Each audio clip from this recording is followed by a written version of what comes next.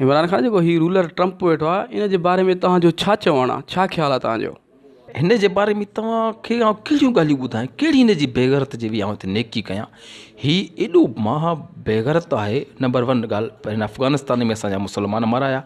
ऐं हिन खां अॻु में जेको अमेरिका जो प्राइम मिनिस्टर हुयो ओबामा, उहो मुस्लमान जो दुश्मन हो।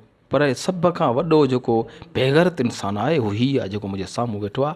हिन खां पुछो त इराक़ में तव्हांजो छा वञे, अड़े तव्हांजो अफ़गानिस्तान में छा वञे, तव्हांजो कश्मीर जे लाइ तव्हांखे चऊं था त असांखे कश्मीर आज़ादु कराइजो, उते तव्हांजी मां मरियो थी वञे। हीअ बेग़ैरत यहूदियुनि जो उमिरि आहे। ॾिसो न, हिन जे बारे में आउं कहिड़ी वेही हिते नेकी कयां। हिन जहिड़ो बेग़ैरत इंसानु पूरी दुनिया में न आहे। हीअ असां मुस्लमान जो दुश्मन आहे। नंबर 1, हिन अफ़गानिस्तान में असांजा लखी मुस्लमान क़तलु कराया। उन खां पोइ कश्मीर में तव्हां ॾिसो, इंडिया असांजे मुस्लमाननि ते हमला पियो करे। हीअ उते सभु ख़ामोश आहिनि, तमाशे बल आहिनि। तव्हां इसराइल में ॾिसो, असां चऊं था बाबा इसराइली ज़ुल्म पिया कनि फ़लस्तीन ते, असां हिनखे बार बार चयो आहे, पर हिते हिन जी मां मरियो थी वञे। ऐं चऊं था त तव्हां इसराइल खे, फ़लस्तीन खे आज़ादी ॾियारायो इसराइलियुनि खां, त उहा ॻाल्हि कोन थो मञे। मूंखे त हैफ़ थो थिए अमेरिका जे अवाम ते, जंहिं अहिड़े मुहांडे खे अमेरिका जो सदर चूंडियो आहे। तव्हां हिन जा वार त ॾिसो, हिन जो लछण त ॾिसो।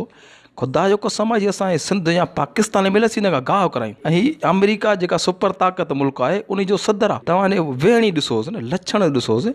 लुंडे जो कोट पाए हिते मोतबर थी मीडिया जाॾो अची वेठो आहे ऐं चए थो त मां पंहिंजे पाण खे वॾो मुड़ुसु माण्हू थो सम्झां। अड़े तव्हांजो अफ़गानिस्तान में छा वञे? 2-3 मिंट माठ कयो यार, सबुरु कयो। छा कंदे अड़े तूं मूंखे जे तोखे कर्ज़ सां न ॾियूं त? हीअ पंहिंजे पाण खे भले केतिरो मुड़ुसु माण्हू सम्झे, पर हुनखे जो दावा सां थो चवां त सिर्फ़ु हिकिड़ो चकर तूं दादू अचु, त तोखे दादू घुमायां, पोइ तोखे ख़बर पवंदी तूं केतिरो मुड़ुसु माण्हू आहीं, तो में केतिरी ताक़त आहे। ओ इमरान खान जो शुक्रगुज़ार आहियां जंहिं मुंहिंजी तारीफ़ कई, वॾी वॾी महिरबानी, एतिरो पंधु करे आयो मूं ॾे।